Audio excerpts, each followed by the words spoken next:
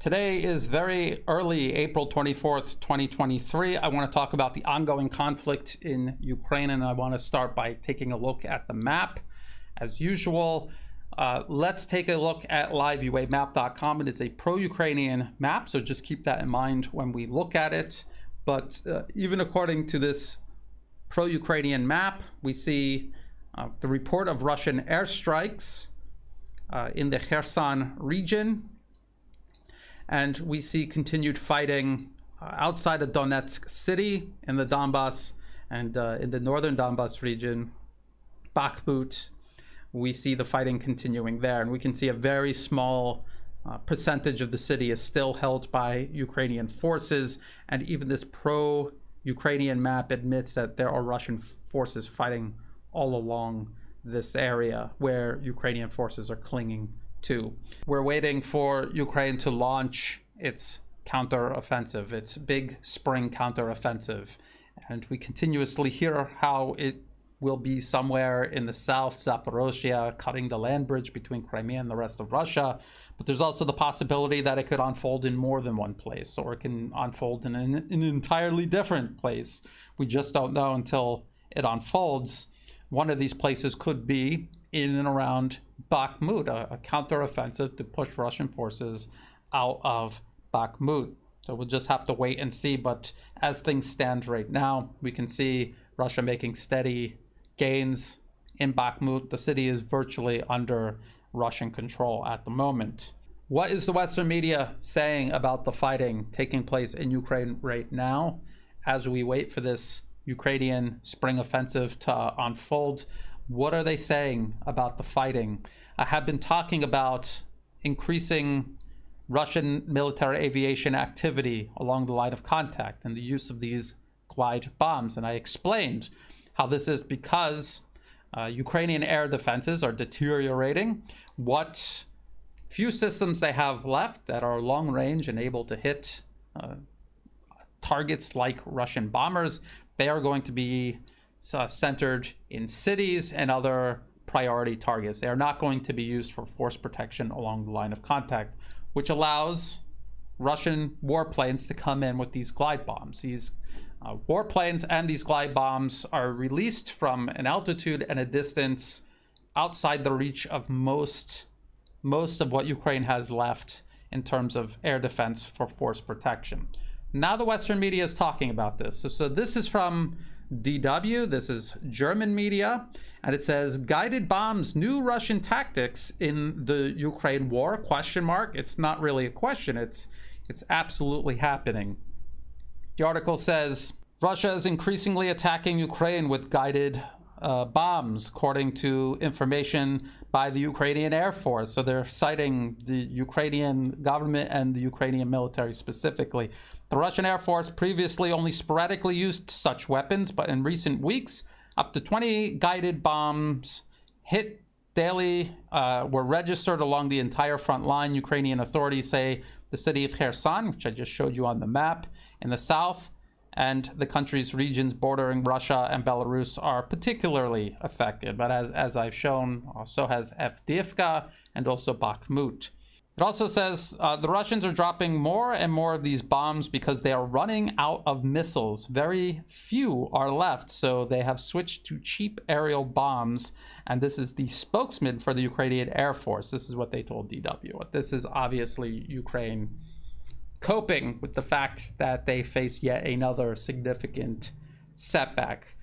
These glide bombs are precision-guided weapons, so they're just as precise as Russian missiles and rockets and some of their artillery, but they are many times larger. The warhead is many times larger, so the destructive power is much more powerful with these bombs. So this is not a substitute for Russian missiles and rockets. These are superior to Russian missiles and rockets.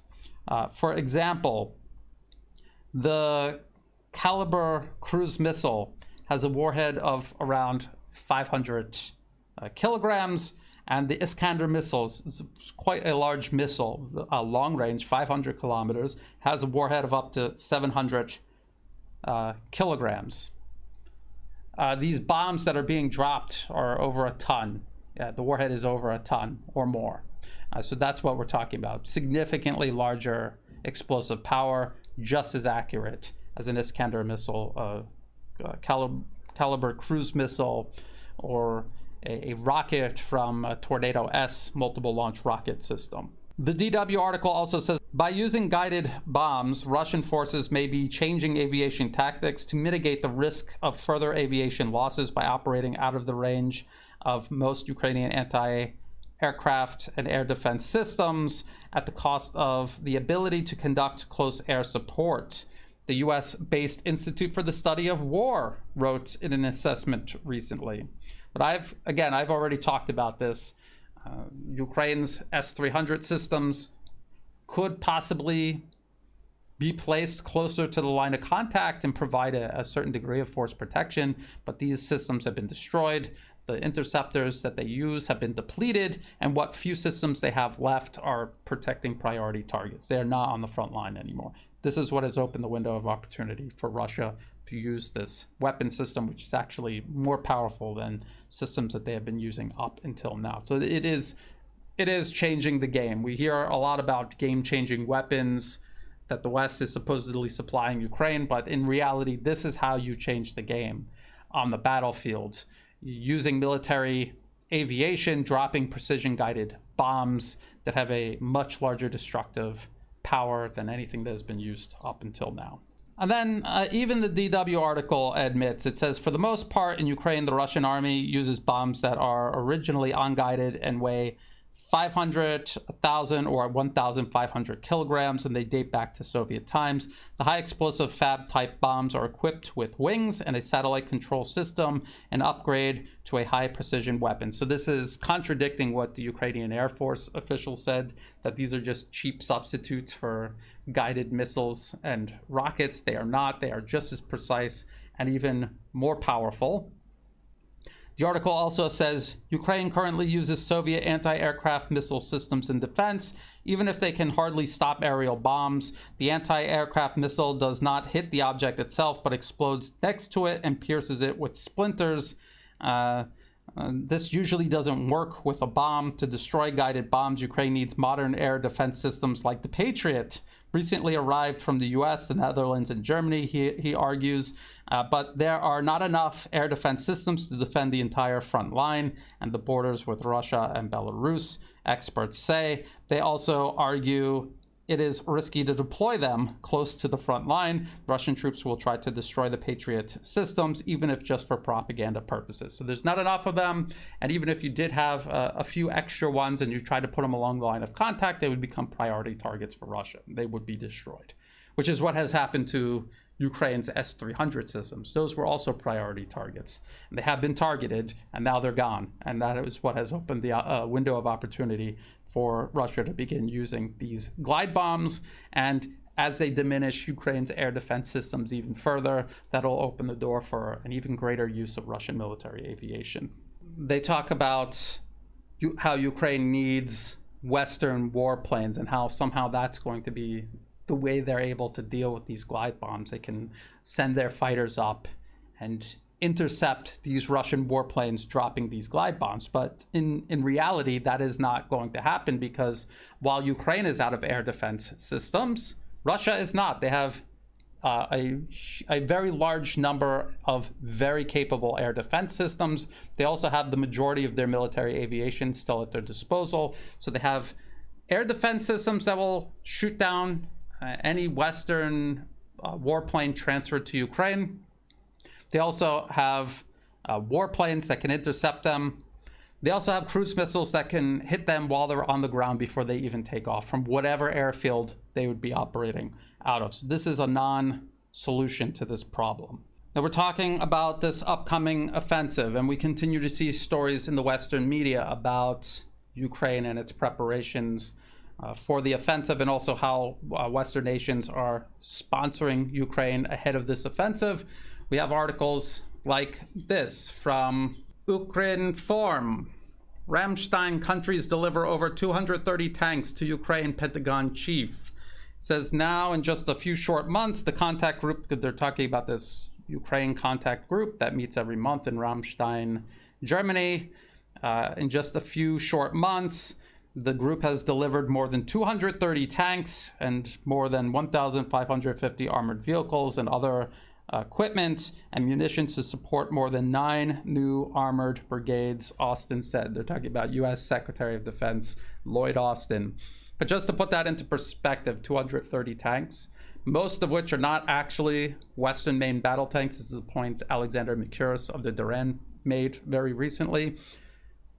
Ukraine started out in February 2022 with over 1,000 main battle tanks of their own that they were familiar with, that they had ammunition for, that their maintenance crews were familiar with in terms of sustaining and repairing.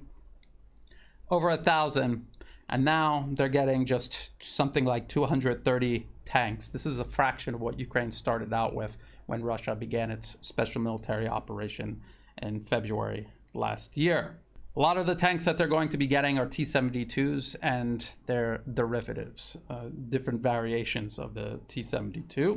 And just remember, the few Western main battle tanks that they are getting vary from extremely old, like the Leopard 1, to relatively newer systems like the Leopard 2. They use different ammunition, they have different optics, they have different engines. So you've got a small number of main battle tanks that Ukrainian crews are unfamiliar with, and you're also straining your logistics in the process. Here's another article talking about this contact group and the results from it. This is from Radio Free Europe, Radio Liberty, U.S. government-funded media. It says, U.S. military chiefs say increasing Ukraine's air defense capability, most urgent critical task. Well, we were just reading a little bit about that and how this lack of air defense has opened this opportunity for Russia to use its military aviation more widely and more effectively.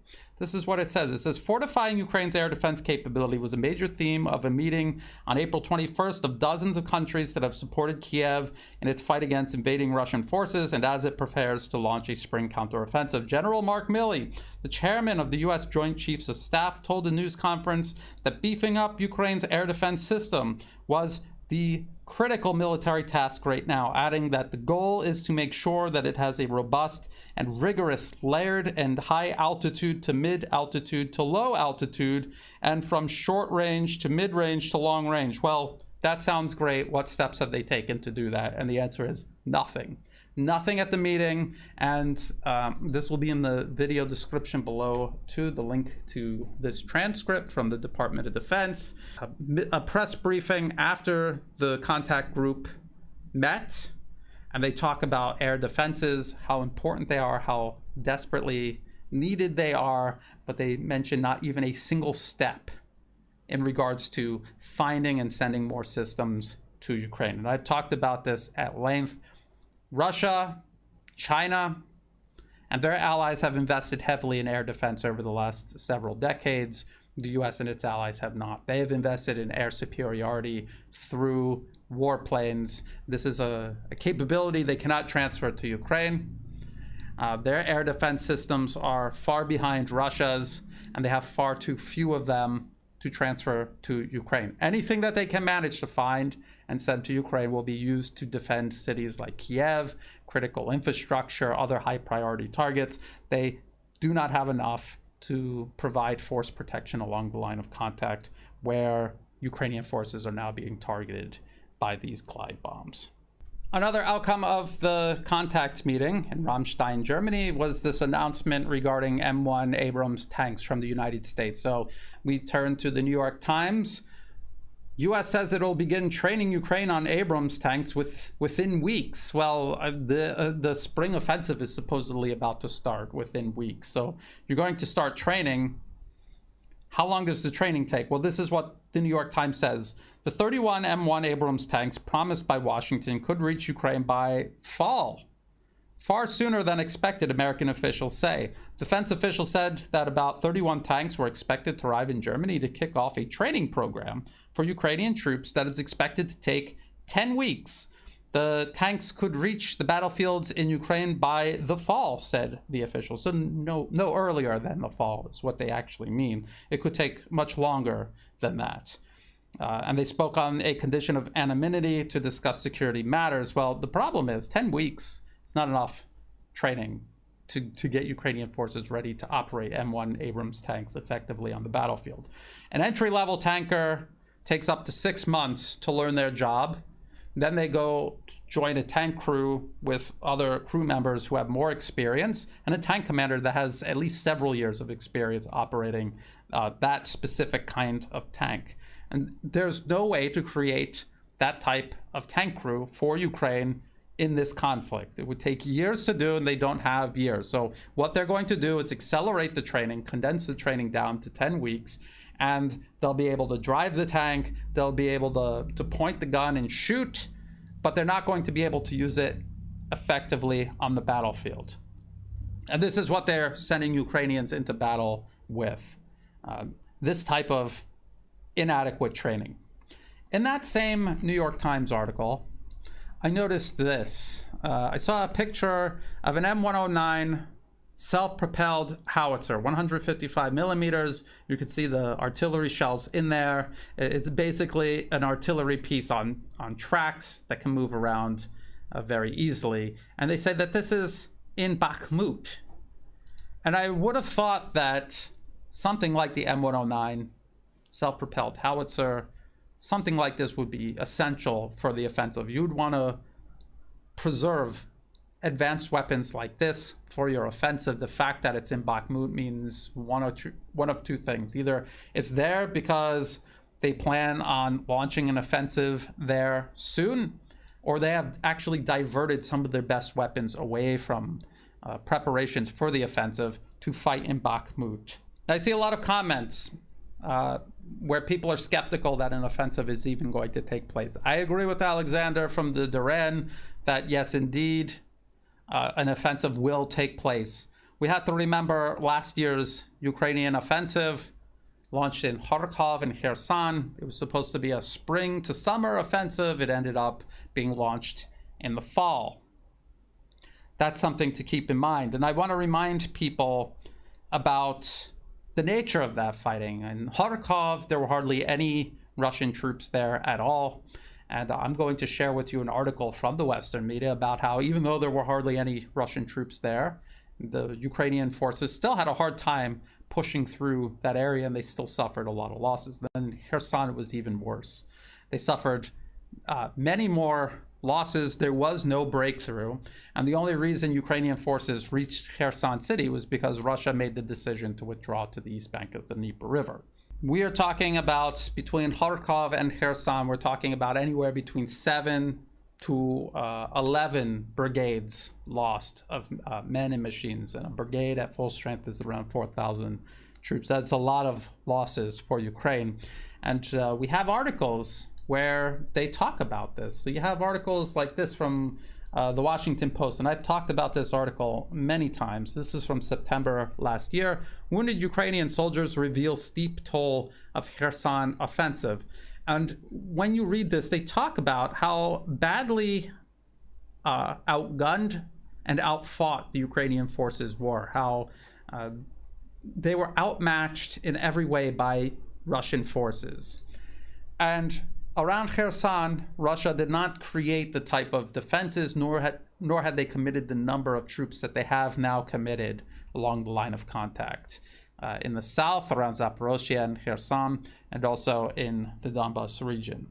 But even for the Kharkov offensive, we have this NPR article here. Ukraine's offensive in Kharkiv was hard and bitter, say soldiers who did the fighting. So we hear about this effortless sweep through, seizing all of this territory from Russian forces. We later find out that there were hardly any Russian forces there at all, but when you read articles like this, and the link will be in the video description below, you can see how much difficulty they had even pushing through an area relatively undefended by Russian forces. In the upcoming counteroffensive that Ukraine is almost certainly going to launch, if there is somewhere along the line of contact that is as undefended as Kharkov was last year, then yes, they're going to be able to punch through, and they're going to seize a significant amount of territory until they reach a location where there are a more significant presence of Russian soldiers. If they try to punch through defenses that are well prepared and well manned, then we're going to see fighting more like what we saw around Kherson. We hear about this first 24 hours. There was a foreign policy magazine article that I cited in a previous update, and they said the first 24 hours will be crucial. They want to try to panic Russian forces into disarray, and that is how they're going to punch through, because they cannot actually do it with just equipment and manpower alone. So there's a psychological aspect to all of this. Overall, Ukraine does not have as many trained men, machines, or ammunition as Russia does. But what they are going to do, and what is likely, is that the West will start pulling from their strategic reserves. This is something they can only afford to do one time, because once those reserves are gone, then they depend entirely on monthly production, which is not a lot. They will pull from these strategic reserves. They will give Ukraine the maximum amount of weapons and ammunition that they can give to Ukraine. And what they will do is take that and concentrate it in one or a few places along the line of contact, even though overall they're still outgunned and outmatched by Russian forces.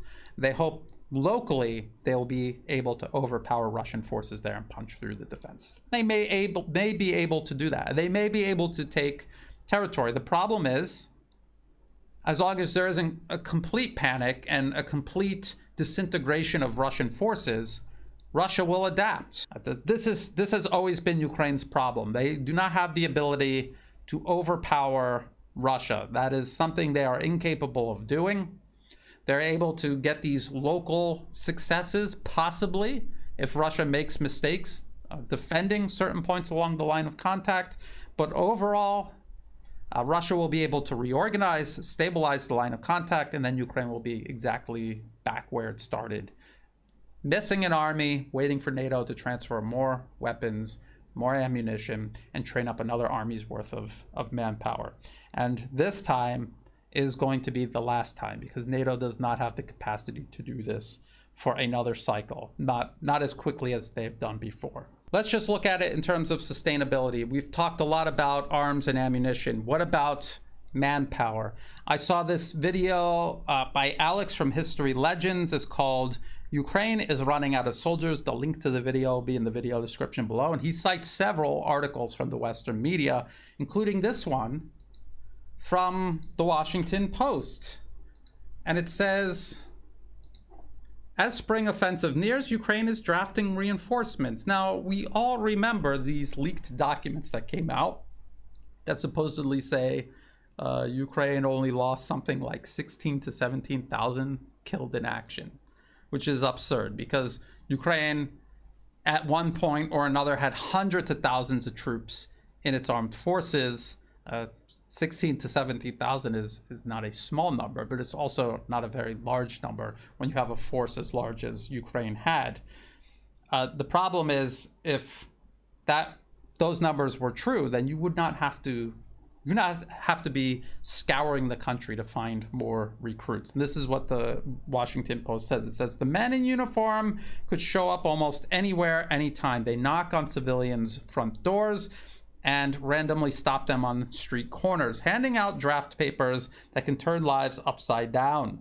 Ukraine needs more soldiers, and fast. Kiev is preparing for an imminent assault on Russian occupying forces, and while Ukraine does not disclose its casualty counts, commanders in the field have described large losses. And everyone can see that, and we can all see that the numbers that Kiev provides, when they do suggest how many soldiers they've lost, we can see that those numbers are fabrications, nowhere near anything resembling reality. So they have a manpower problem in terms of quantity. They also have one in terms of quality, the training that they're receiving. These are crash courses. They're going to the UK. They're going to other countries in Europe. They're getting trained by the United States. They're getting courses that should take 5 to 6 months. They're getting this in 5 to 6 weeks. We just saw the tank training for the M1 Abrams, 10 weeks. It should be more than double that, just for an entry-level tanker. They're going to get half that amount of training, less than half of that amount of training. So they're running out of troops, and the few troops that they're able to scrape together are not getting the training that they actually need to survive on the battlefield. And then there's also the overall economic picture. And I'm not a financial or economic expert by any stretch of the imagination, but I saw this on Twitter. CNN, Fareed Zakaria, and he's asking U.S. Secretary of Treasury Secretary Janet Yellen, are sanctions against Russia working? And she says yes. And I noticed this graph as she was explaining how the point of the sanctions was to deny revenue to Russia. That was one of the goals. And they show this graph to prove that that's what the sanctions have done. And I'm always suspicious when I see a graph with so few data points, you know, from January 2022 to January 2023. And you can see has gone up and down, but they make it look as if the overall trend is down. Then if you go to this Reuters article here, which is actually from June 2022, Russian oil and fuel revenue up even as exports fall, IEA, and you look at the graph that they include, Russian oil export revenues, and it starts in January 2021 to January 2022, and you can see how low it was in 2021 and how it's been going higher and higher and higher. There are ups and downs along the whole way, but the overall trend is up. And so when we're asking if sanctions against Russia are working, we have to play games with our graphs to make it look like they are, then the answer is actually no, they're not working. That is the actual answer there. They're not working, they haven't worked, and they don't look like they're going to be working anytime in the near future. When you add all of that up, it looks very bleak for Ukraine. I'm going to say again that people should not underestimate Ukraine's counteroffensive, the ability for Ukrainian forces to concentrate enough firepower on one or a couple of points along the line of contact and overwhelm Russian troops locally. That is a possibility. There could be a breakthrough. There could even be a significant amount of territory gained. But at the end of the offensive, they're going to be right back to where they started. Russia will conserve their fighting capacity. Ukraine will have exhausted theirs. And there's only a finite amount of support the West has been able to give Ukraine, and we can see that they're reaching their limits. Russia will be able to once again mitigate these short-term political losses that they surely will suffer if they lose any territory at all to Ukraine, but they have proven they have the ability to maintain this long-term strategic advantage overall. Only time will tell for certain. We'll have to keep an eye out for this offensive whenever it unfolds.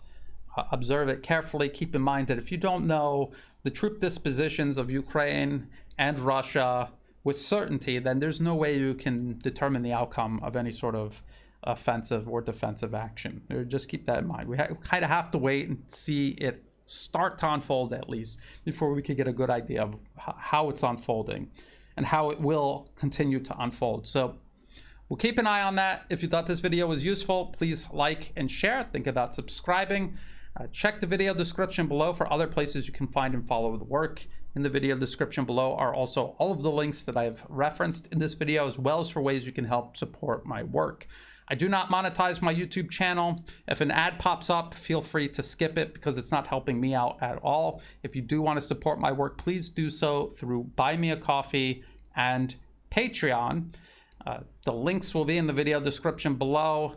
To everyone who has been helping out, whether it's through one-time donations, month-to-month donations, or even if you're just helping share my work with others, getting the word out there, I greatly appreciate all of that support. That is what makes this possible. So thank you again. And as always, thank you for watching.